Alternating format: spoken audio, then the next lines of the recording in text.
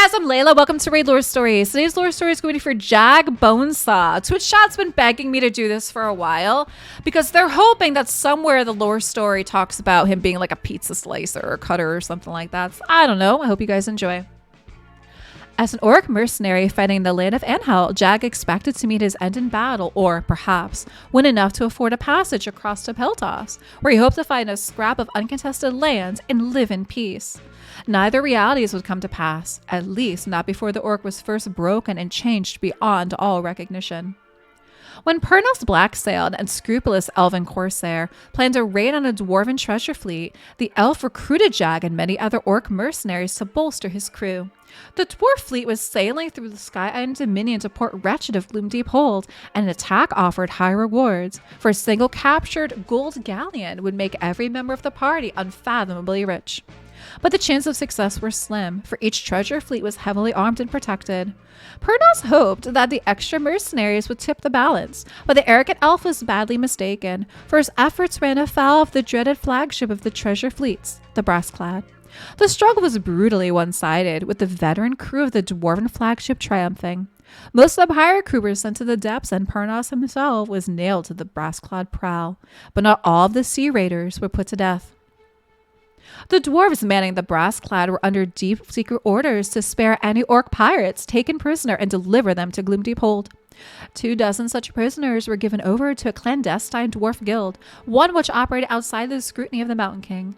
Known as the Iron League, they were a conglomerate of dwarf investors and scientists whose purpose was the creation of ever larger and more deadly weapons for the employment of their people.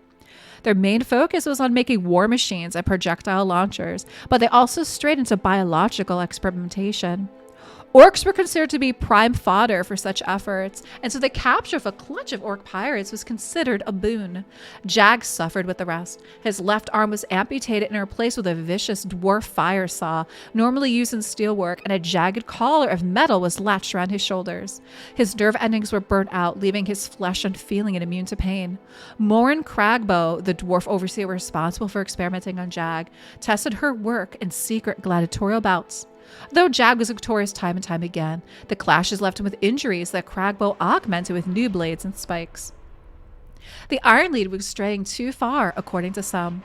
Rivals accused them of becoming depraved and corrupt and successfully petitioned the Mountain King to outlaw the organization and strike it down. And a raid led by the city's infamous dock guard, for so many of the League's subjects arrived through Port Wretched, the organization's facilities were torched, along with many living experiments. But in the chaos, some escaped. Jagg was among them, fleeing into Gloomdeep Hold sewers, but not before he had exacted brutal revenge on Cragbow.